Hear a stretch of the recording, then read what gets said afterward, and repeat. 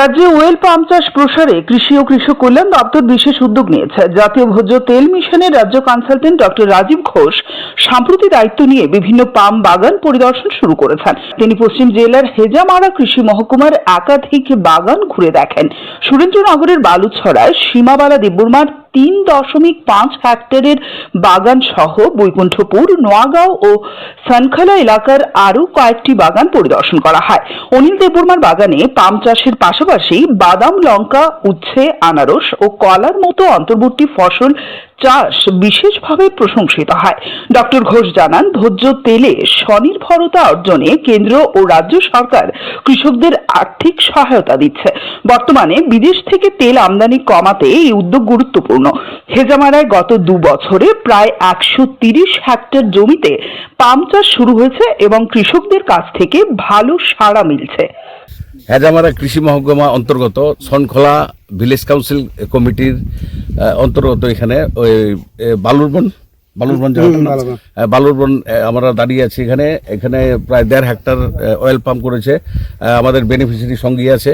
তো এখানে একটা খুব সুন্দরভাবে আমাদের একটা অয়েল পাম্প একটা ক্ষেত্র প্রদর্শন করতে এসেছি আমরা। সঙ্গে কৃষি তত্ত্বাবধায়ক আছেন, সেক্টর অফিসার আছেন এবং আমাদের deputy director oil pump directorate headquarter থেকে এসেছেন এবং সঙ্গে পতঞ্জলি এবং আমাদের বাকি কৃষি আধিকারিকরা এখানে উপস্থিত আছেন। এখানে আমরা দেখতে পাচ্ছি যে অয়েল পাম্পের গাছের অবস্থা খুবই ভালো, টিলার মধ্যে করা হয়েছে এবং তার সঙ্গে সঙ্গে যত অয়েল সিড ক্রপ, যেমন বাদাম, এখানে আমাদের পেছনে বাদাম চাষ করা হয়েছে এবং উনি তিল এবং অন্য সময় সরিষাও চাষ করবেন। তো এটা হচ্ছে ভারত সরকারের যেটা উদ্যোগ আছে, যে national mission for edible oil. শুধু অয়েল পাম্প নয়, আমরা দেখেছি যে বাইরে থেকে সূর্যমুখী তেল এবং সয়াবিন তেল প্রচুর লক্ষ লক্ষ টাকার তেল আসছে, বাইরে থেকে ইম্পোর্ট করতে হচ্ছে। তো এই ইম্পোর্টটাকে আমরা মিনিমাইজ এবং কমানোর জন্য আমরা নিজেরা এখন অয়েল পাম্প এবং তার সঙ্গে অন্য অয়েল সিড ক্রপ আমরা কৃষি দপ্তরের মাধ্যমে আমরা কৃষকদের দিয়ে করাচ্ছি, যাতে আগামী দিনে যে আমাদের ভোজ্য তেলের যেটা দাম বাড়ছে এবং আমাদের কনজামশনও বেড়ে যাচ্ছে, যে আমরা যে তেল খাই, তেল দিয়ে যে আমাদের বিভিন্ন খাদ্য, সেটার পরিমাণও আমাদের বাড়ছে।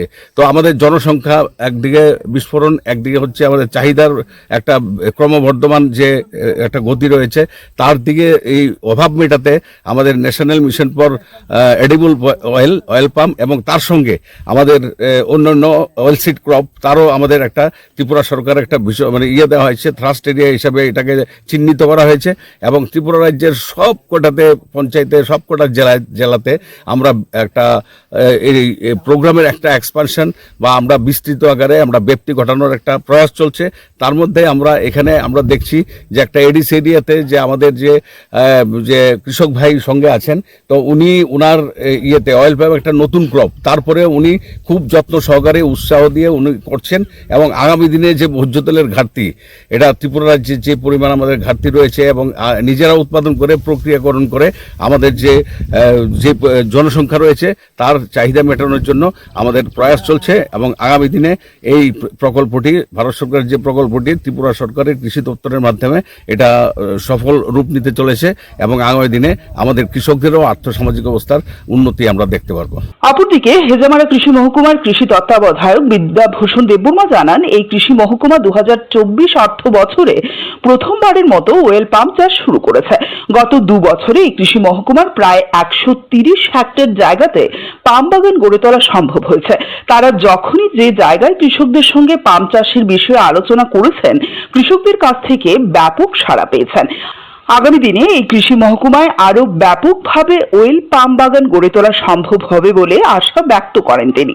হ্যাঁ, নমস্কার। আমরা আজকে অয়েল পাম্পের জয়েন্ট ভিজিটে বেরিয়েছিলাম। তো আমাদের সাথে আছেন আমাদের অয়েল পাম্পের state consultant doctor Rajib Ghosh sir আছেন, and deputy director sir Shri Ajit Debbarma sir আছেন, অ্যান্ড আমাদের সেক্টর অফিসারও আছেন। আমরা এখন হেজামারা সাব ডিভিশনে আমরা দাঁড়িয়ে আছি, অ্যান্ড কারেন্টলি আমরা এসমা দেববর্মা যে উনি একজন বেনিফিশিয়ারি, এই অয়েল পাম্প বাগানের বেনিফিশিয়ারি বাগানে আমরা দাঁড়িয়ে আছি। কিন্তু আমাদের এখানে অয়েল পাম্পটা অ্যাকচুয়ালি ইন্ট্রোডাক্টরি ক্রপ। আমরা 2 বছর হয়েছে, আমরা গত বছরের আগের বছর 2024-এ আমরা চালু করেছিলাম।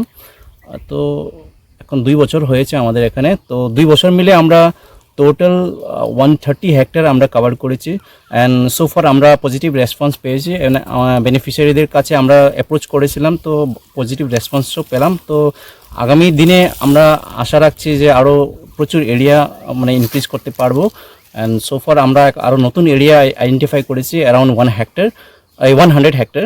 তো টোটাল এভাবে আমাদের এরিয়া মানে আস্তে আস্তে মানে ইনক্রিজ করতে পারবো আমরা। তো এখানে যে আমরা যে বাগানে দাঁড়িয়ে আছি, এখানেও মানে যে বেনিফিশিয়ারির সাথে আমরা যে আলাপ করে যে আমরা জানতে পারলাম যে এটা একটা এগ্রি ইকোট্যুরিজম অয়েল পামকে বেস্ট করে তো একটা এগ্রো ইকোট্যুরিজম তৈরি করা হবে, এখানে রিসর্টের মতো একটা ক্রিয়েট করা হবে।